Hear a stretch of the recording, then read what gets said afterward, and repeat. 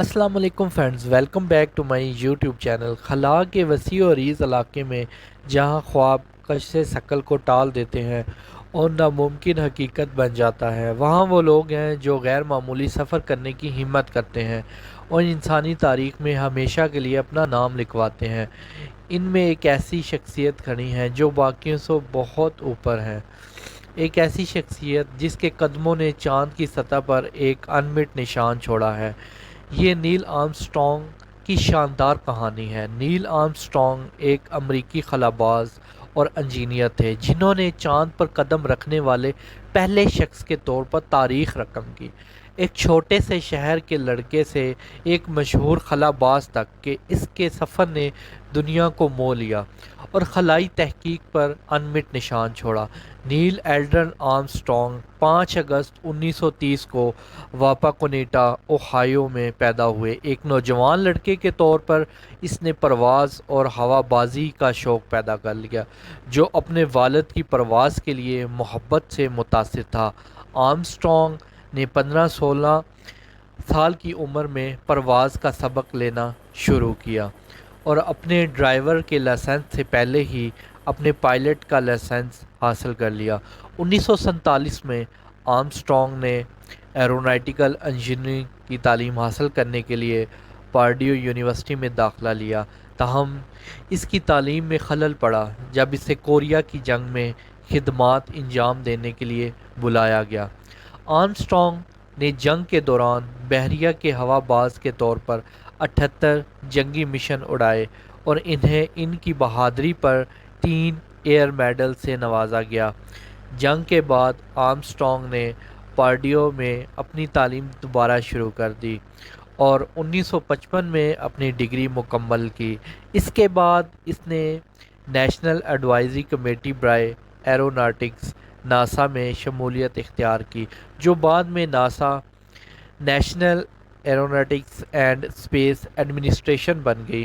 NASA میں Armstrong ایک test pilot بن گیا اور اس نے متعدد تجرباتی طیارے اڑائے، جن میں مشہور X-15 راکٹ طیارہ بھی شامل ہے۔ ٹیسٹ پائلٹ کے طور پر آرمسٹرانگ کی غیر معمولی مہارت اور تجربے نے ناسا کے خلاباز پروگرام کی توجہ حاصل کی۔ 1962 میں انہیں ناسا کے اپولو پروگرام کے لیے نئے 9 خلابازوں میں سے ایک کے طور پر منتخب کیا گیا، جس کا مقصد انسانوں کو چاند پر اتارنا تھا۔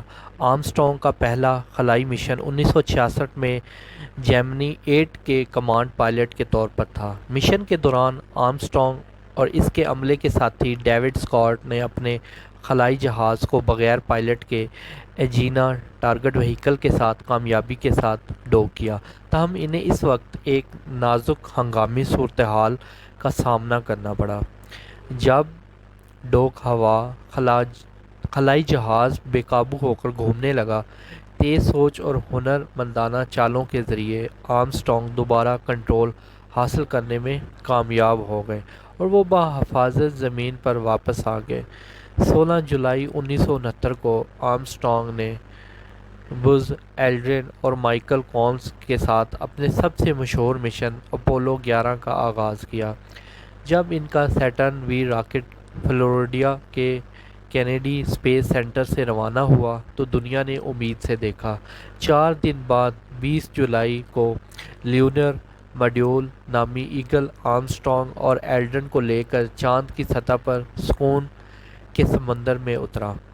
لیونر ماڈیول کی سیڑھی سے اترتے ہوئے آرمسٹرانگ نے اپنا تاریخی اعلان کیا، یہ انسان کے لیے ایک چھوٹا سا قدم ہے، بنی نوع انسان کے لیے ایک بڑی چھلانگ ہے۔ وہ چاند پر قدم رکھنے والے پہلے شخص بن گئے، ایک یادگار کارنامہ جو انسانی تاریخ میں ایک اہم موڑ ہے۔ آرمسٹرانگ اور ایلڈرن نے تقریباً 2.5 گھنٹے لیونر ماڈیول کے باہر گزارے، تجربات کیے، نمونے اکٹھے کیے اور امریکی پرچم لگایا۔ انہوں نے ایک تختی بھی چھوڑی جس پر لکھا تھا، یہاں کرۂ ارض سے انسانوں نے پہلی بار چاند پر قدم رکھا، جولائی 1969 عیسوی ہم تمام بنی نوع انسان کے لیے امن میں آئے۔ ان کے کامیاب چاند واک کے بعد آرمسٹرانگ اور اس کے عملے کے ساتھی زمین پر واپس آئے اور انہیں ہیرو کے طور پر سراہا گیا۔ انہوں نے اپنے تجربات اور مشن سے حاصل کردہ سائنسی علم کو شیئر کرنے کے لیے دنیا کے دورے کا آغاز کیا۔ اپنے تاریخی چاند پر اترنے کے بعد آرمسٹرانگ نے ناسا کے ڈپٹی ایسوسی ایٹ ایڈمنسٹریٹر برائے ایروناٹکس اور بعد میں سنسناٹی یونیورسٹی میں انجینئرنگ کے پروفیسر کے طور پر خدمات انجام دیں۔ وہ ایرو اسپیس انڈسٹری سے وابستہ رہے اور کئی کمپنیوں کے بورڈز میں خدمات انجام دینے سمیت مختلف اداروں میں اپنا حصہ ڈالا۔ نیل آرمسٹرانگ 25 اگست 2012 کو 82 سال کی عمر میں انتقال کر گئے۔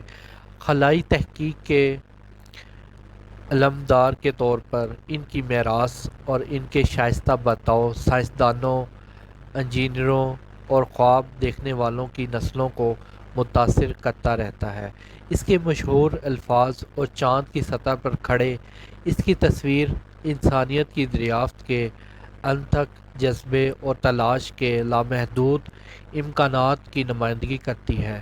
ناسا سے ریٹائرمنٹ کے بعد نیل آرمسٹرانگ نے نسبتاً نجی زندگی گزاری۔ وہ ایک شائستہ اور نجی شخص تھا جو عوامی توجہ سے دور رہتا تھا۔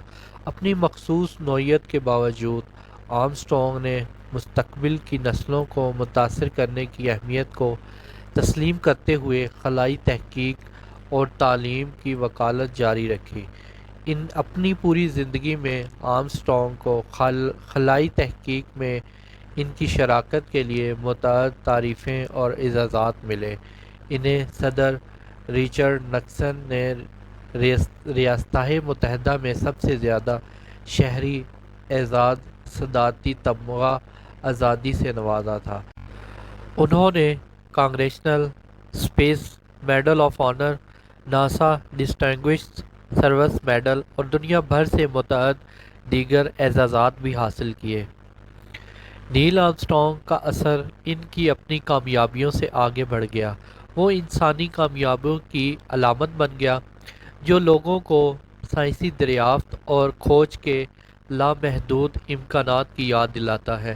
چاند پر اس کے قدموں نے انسانیت کے اجتماعی تخیل پر ایک نقوش چھوڑا جس سے نسلوں کو ستاروں تک پہنچنے کی ترغیب ملی۔ 2012 میں ان کے انتقال کے بعد دنیا بھر سے خراج تحسین اور یادگاری کا سلسلہ شروع ہوا۔